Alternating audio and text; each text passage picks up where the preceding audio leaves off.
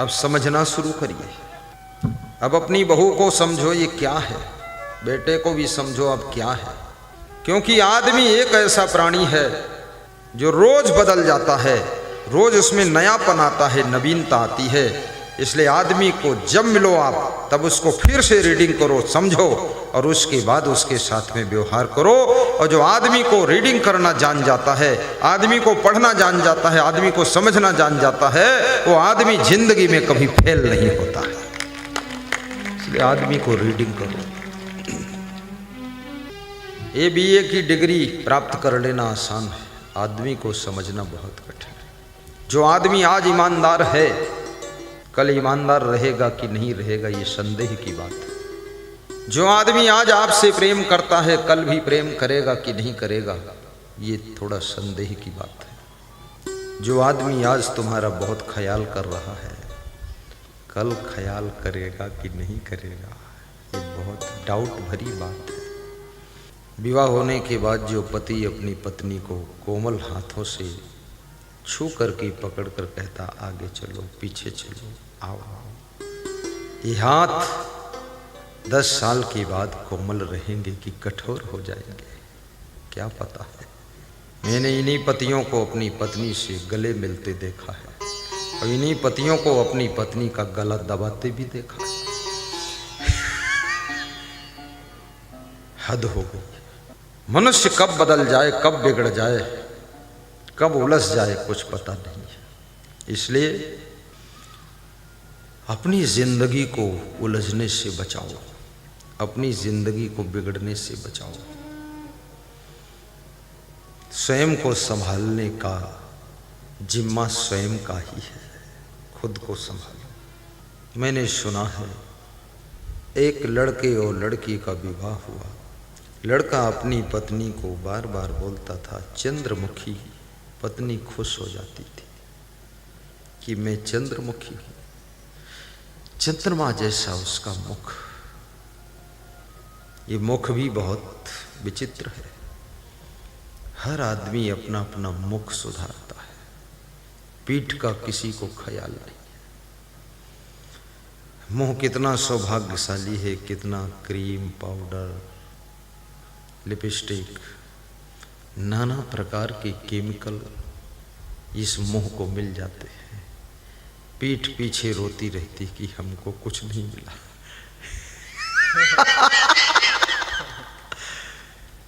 लेकिन मन की किसको चिंता है। मन सुधरा कि बिगड़ा, मन की क्या दशा हो रही है कुछ पता नहीं। मुख बहुत अच्छा है। और पत्नी भी अपने पति को बोलती थी मेरे प्राणनाथ। पति खुश हो जाता था कि मैं इसका प्राणनाथ हूँ, जब चाहूँगा तो प्राण खींच दूंगा, प्राणों की नाथ मेरे हाथ। पति को भी बहुत स्वाभिमान था, अहंकार कि मैं प्राणनाथ हूं। हर व्यक्ति अहंकार में जी रहा है। कुछ उसको अधिकार मिल जाए, लोग अधिकार को पाकर अहंकार में डूब जाते हैं। बहुत खतरा है अहंकार। जीवन बड़ा विचित्र है। धीरे धीरे 2-4 साल बीत गए, 2 बच्चे हो गए। पत्नी का मन थोड़ा गुस्सा करने लगा, चिड़चिड़ा स्वभाव हो गया।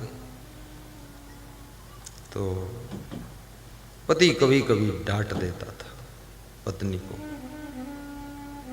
तो पत्नी दुखी हो जाती थी, रोने लगती थी और कहती थी अभी तक तुम मेरे प्राणनाथ थे, अब केवल नाथ रह गए, अब तुम हमको डांटते हो। तो पति बोला पहले तुम चंद्रमुखी थी, अब गुस्सा करती हो, अब तुम चंद्रमुखी नहीं अब सूरजमुखी हो गई, सूरज में गर्मी आती है। पत्नी ने कहा परिवर्तन प्रारंभ हो चुका है। थोड़े दिन बाद और परिवार बढ़ा, जिम्मेदारियां बढ़ी, टेंशन बढ़ी, लड़ने झगड़ने लगे। पत्नी भी बहुत गर्म हो जाती थी। जब ज्यादा क्रोध आने लग जाए तो समझ लेना अब तुम्हारे घर का विकास रुक जाएगा। जहां बहुत क्रोध आता है, जिस परिवार के लोगों को गुस्सा बहुत आती है, उनकी उन्नति रुकने लग जाती है। सुमत, सहनशीलता, परस्पर का प्रेम उन्नति का द्वार खोलता है। जब तुम बात बात में गुस्सा करने लग जाओ, उलझने लग जाओ, अच्छी बात भी सुनने की सामर्थ्य न रह जाए, तो समझ लेना अब तुम्हारा परिवार बहुत पीछे चला जाएगा। अब ये घर में नई पेंट लगाने के पैसे नहीं रह जाएंगे। पुरानी गाड़ी खटारा बस चलती रहेगी, गाड़ी बदलने के पैसे नहीं बचेंगे। क्योंकि शाश्वत सत्य नियम है, जहां सुमति तहां संपत्ति नाना, जहां कुमति तहां विपत्ति निधाना। ये मानस की चौपाई है, इसमें जरा भी गलत नहीं है।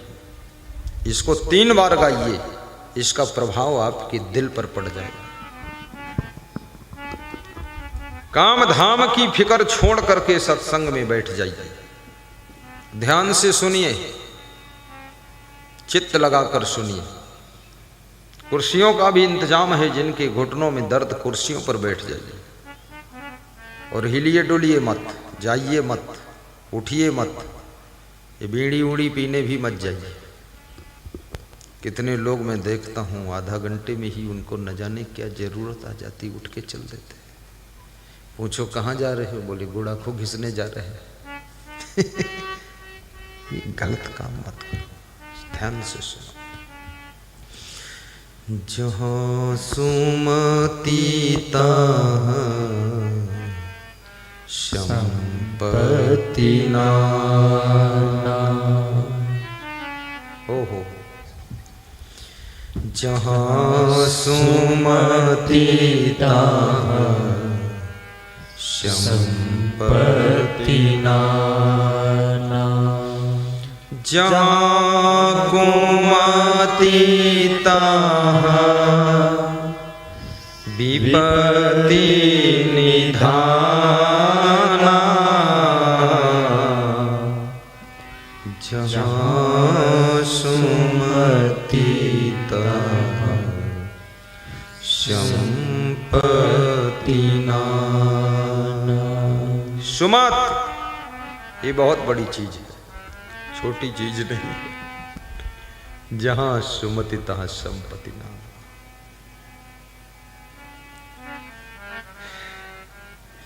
जहां कुमति तहां विपत्ति निधाना। पति पत्नी का प्रेम घर में लक्ष्मी भर देता है। भाई भाई का प्रेम घर को शक्तिशाली बनाता है। पिता पुत्र का प्रेम नई नई योजनाओं को जन्म देता है। सासू बहू का प्रेम घर की शोभा को बढ़ाता है। ननद और भाभी का प्रेम घर को मंगल भवन बना देता है। चाचा और भतीजे का प्रेम घर की एकता को मजबूत कर देता है। देवरानी जेठानी का प्रेम घर के किसी भी बड़े से बड़े कार्यक्रम को सफलता दिलाता है। मैं राजस्थान में सत्संग कर रहा था, डिस्ट्रिक्ट झालावाड़, जिस जिले से वसुंधरा राजे सिंधिया मुख्यमंत्री बनती है, उस जिले में सत्संग था। तो एक बकानी तहसील है वहाँ। एक सज्जन के घर हम पधरौनी गए। उनका नाम था श्री पुरुषोत्तम घाटिया, पत्नी प्रेमलता घाटिया, उनके भाई गिरिराज घाटिया, भैरूलाल घाटिया, जगदीश घाटिया, नारायण घाटिया, नंदलाल घाटिया, ये सब पिता चाचा, रामविलास घाटिया, गिरिराज घाटिया, राधे श्याम घाटिया। तुम सोचते हो इतने नाम कैसे याद है? जहां जाते वही नाम बताते रहते।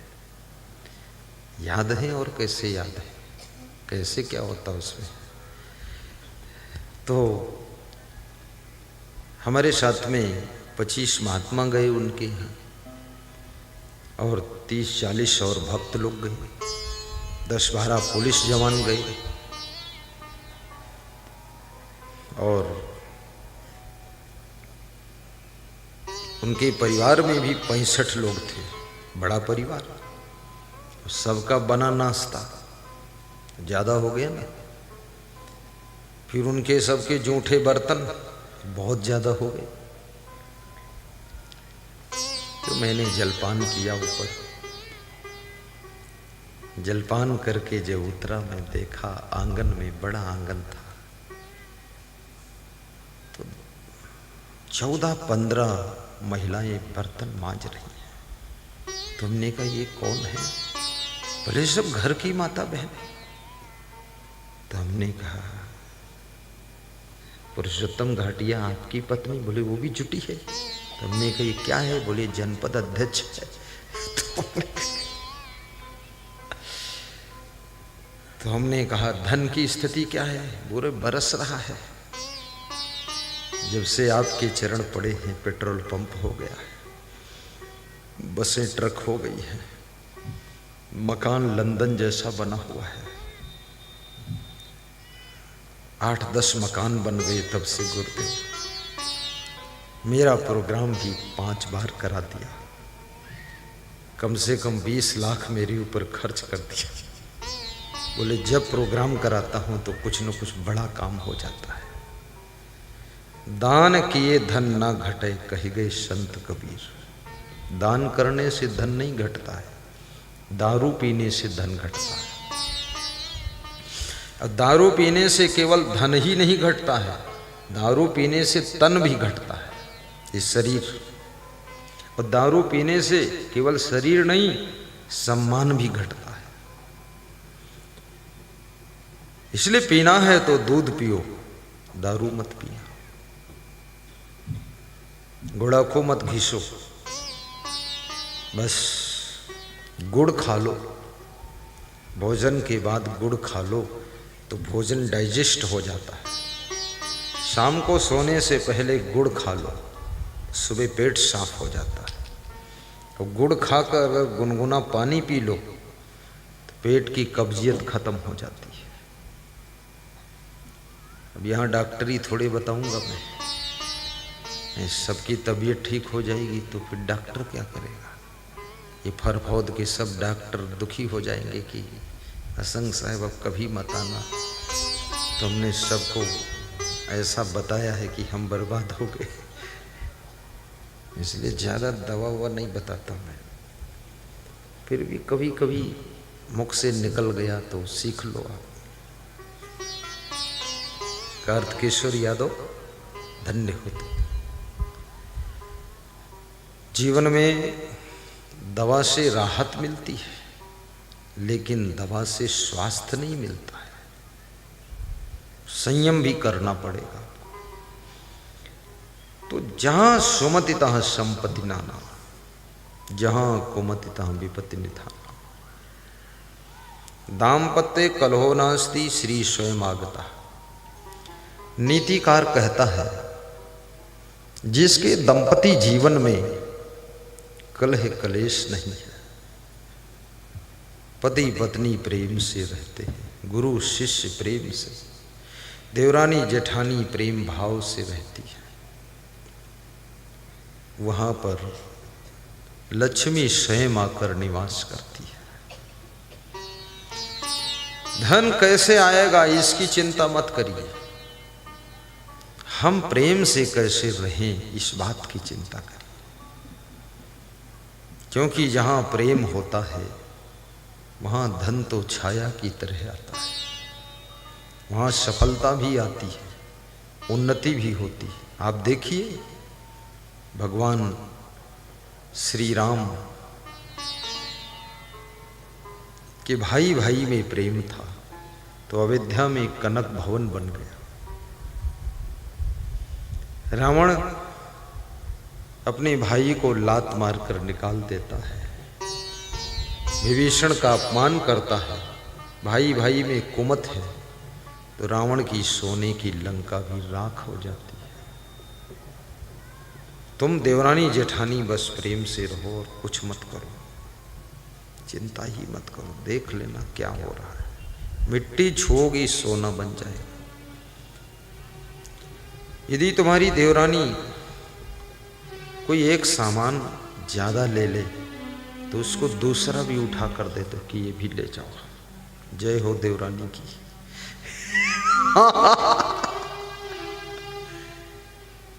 घर में भी दान पुण्य कर दिया करो।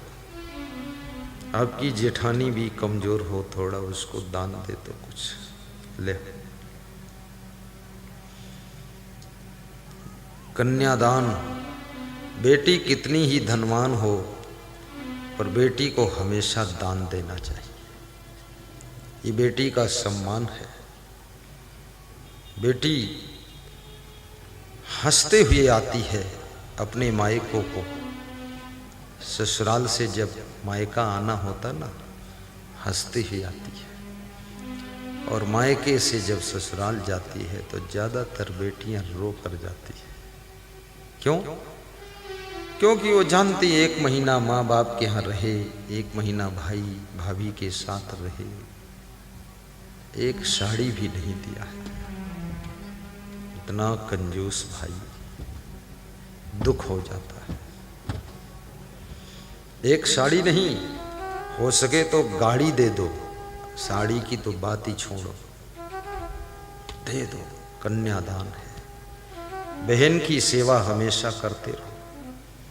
बहन के यहाँ जाओ तो कभी खाली हाथ मत जाओ, कुछ लेकर जाओ। और कुछ लेकर मतलब खाली मूंगफली 50 ग्राम ले लिया, ऐसा नहीं। ये ले जाना बेकार है, उसमें तो 25 ग्राम छिलका ही निकलेगा। हाँ, ऐसा ले जाना है। कपड़ा ले जाओ, पैसे ले जाओ, दान कर दो। बहन को भी दान देना चाहिए। बुआ जी को भी दान दो। बुआ जी का भी गर्व होता है कि मेरा ये भतीजा है। बूढ़ी है बुआ, धनवान है बुआ, बुद्धिमान है बुआ, इससे क्या हुआ?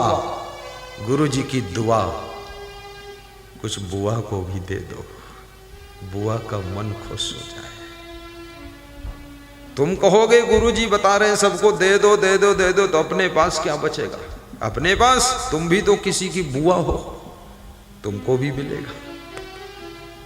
बात देने की नहीं है, बात सम्मान की आती है। क्या होता है उसमें 100, 200, 500, 1000 रुपये में? सम्मान हो गया, आदर हो गया। ससुराल जाइए तो वहां भी ऐसे ससुराल में दामाद का आदर होता है, लेकिन सास ससुर का दर्जा ऊंचा है, क्योंकि उन्होंने अपनी बेटी आपको दिया है।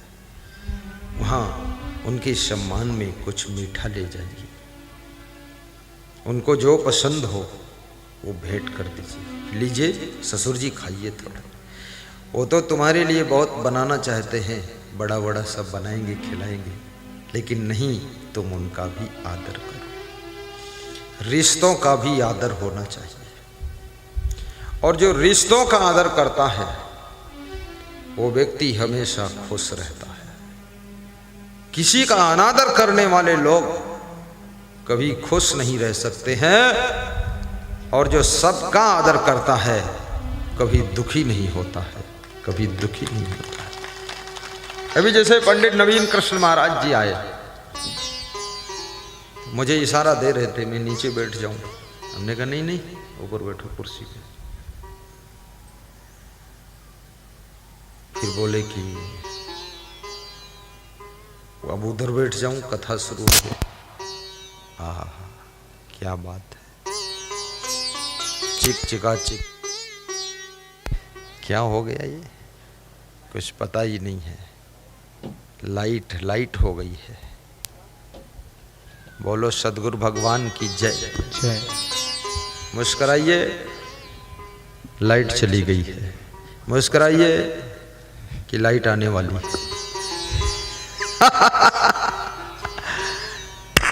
ताली बजा दो, आ जाएगी, आ जाएगी। जल्दी बुलाओ लाइट, जल्दी बुलाओ लाइट। लाइट बाबा नवीन बाबा, लाइट बाबा नवीन बाबा। दौड़ा जाए रे लाइट का घोड़ा, इस घोड़े के पूंछ नहीं है, पैंट टांगों पहना। हमारे ऊंची छलांग ये घोड़ा, लाइट कैसे लाना। दौड़ा जाए रे लाइट का घोड़ा। आ गई, देखो।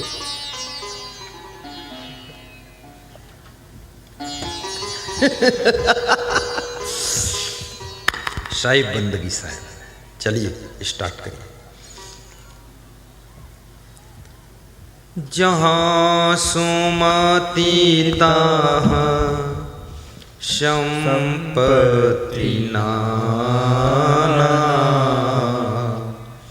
जहाँ कुमति तहाँ विपत्ति निधाना। जहाँ सुमति तहाँ, सब गाइए, सब बोलिए, दोहराइए। चुपचाप मत बैठिए, एक दो चौपाई याद करके जाइए। लोग पूछेंगे क्या सुना, तो सुना देना, ये सुना। जहाँ सुमति तहाँ संपत्ति नाना,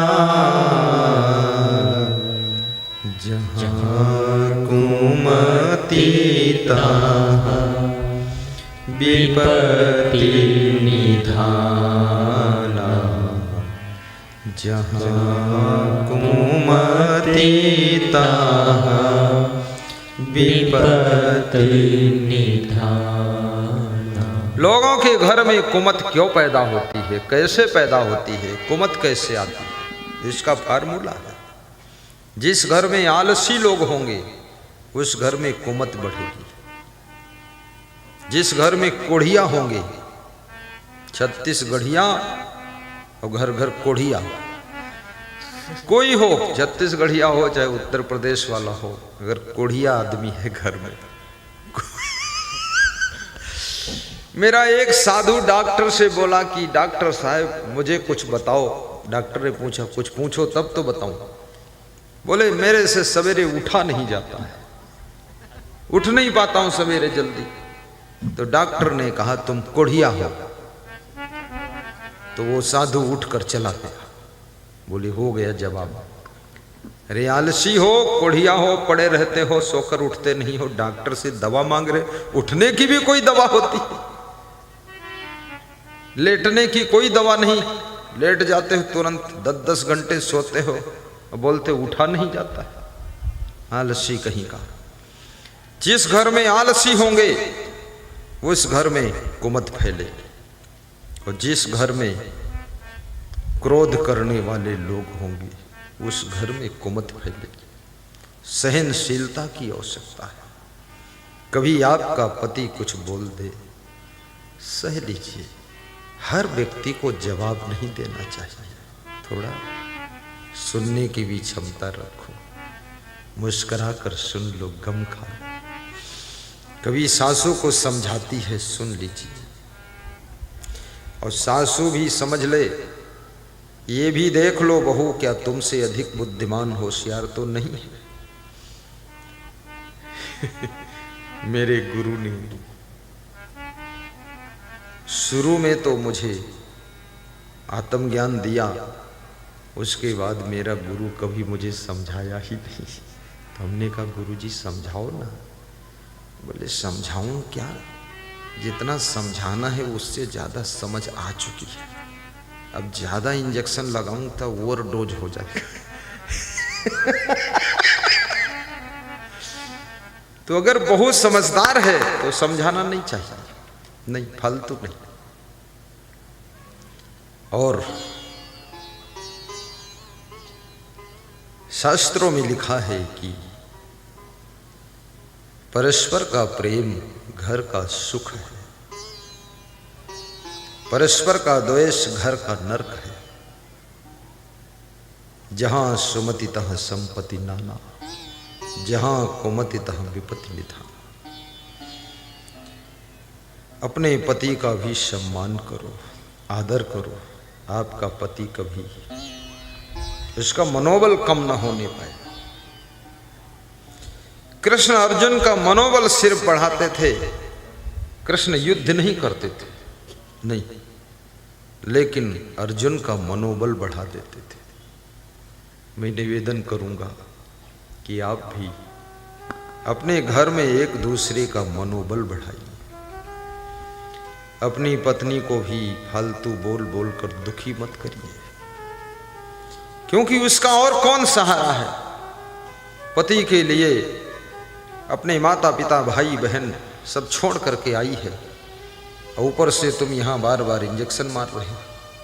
थोड़ा तसल्ली रखो नंदलाल, परेशान मत करो, जीने दो, हैरान मत करो।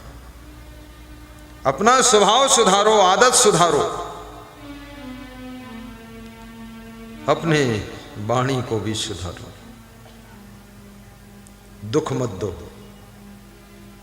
सुख दीजिए। और आपके अंदर सामर्थ्य है अपने आप के ऊपर नियंत्रण करने की। वाणी पर नियंत्रण रखिए, स्वभाव पे नियंत्रण रखिए।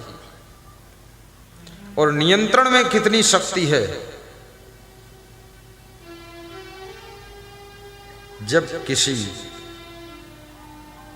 भगोना में, पतेली में दाल बनाती है महिलाएं, वो दाल 1 घंटे में पकती है, और वही दाल जब कुकर में बनाती हैं तो 10 मिनट में पक जाती है।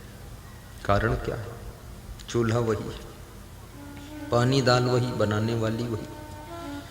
सिर्फ ये कारण है, जो स्टीम है कुकर में नियंत्रण हो जाती है, और पतीली में स्टीम नियंत्रण नहीं है, बाहर निकलती रहती है। जब स्टीम कंट्रोल हो जाती है तो 1 घंटे में पकने वाली दाल को 10 मिनट में पका देती है। आदमी जब कंट्रोल में हो जाता है तब वो 50 साल में होने वाले विकास को 5 साल में वो विकास करके दिखा देता है। इसलिए अपने आप पर कंट्रोल करें और कार्य करने की शैली भी सीखिए। एक उम्र आने पर अपने अधिकारों को भी छोड़ना शुरू करिए। मरने से पहले मर लिया प्रकाश, मरना फिर कहां। प्रकाश नाम के एक संत हुए हैं, प्रेमपाल दास। संत को पहचानो, प्रकाश नाम था। तुम्हारा नाम प्रेम प्रकाश, प्रेमपाल। मरने से पहले मर लिया, बहुत बड़ी है बात ये। मरने से पहले मरने के बाद अधिकार छूट जाता कि नहीं छूटता? मरने से पहले मर जाओ। देखते देखते आश्रमों के महंतों को, गुरुओं को भी मरने से पहले ही अपना अधिकार अपने किसी महान शिष्य को सौंप देना चाहिए। उसको महंत चुन दो, उसको वहां का अधिकारी चुन दो। आखिर मर जाओगे तब वही अधिकारी होगा, और अधिकार के लिए तुम्हारे 10 चेला लड़ भिड़ करके आश्रम नष्ट कर देंगे। इसलिए जिंदा में ही किसी का चुनाव कर दो, ताकि तुम्हारे देखते देखते ही तुम्हारा चेला आश्रम को जंप दे दे, ऊपर उठा दे, उन्नति की ओर ले जाए। कितने लोग सोचते हैं अधिकार दे दूंगा तो मेरा सम्मान चला जाएगा। कहां सम्मान चला जाएगा? सम्मान है भी कि चला जाएगा? सम्मान है ही नहीं, चला कैसे जाएगा? नंगा नहाए और निचोड़ने का डर। जब कुछ कपड़े नहीं पहना तो निचोड़ोगे क्या? जब सम्मान है ही नहीं तो चला कहां जाएगा? ये कहां चला जाएगा? मेरी 23 साल की उम्र में, मैं 23 साल का था, मेरे गुरुजी ने पूरा अधिकार मुझे दे दिया। अधिकार देने में क्या, एक तिलक लगा दिया और चादर बढ़ा दी और कहा बस हो गए। तो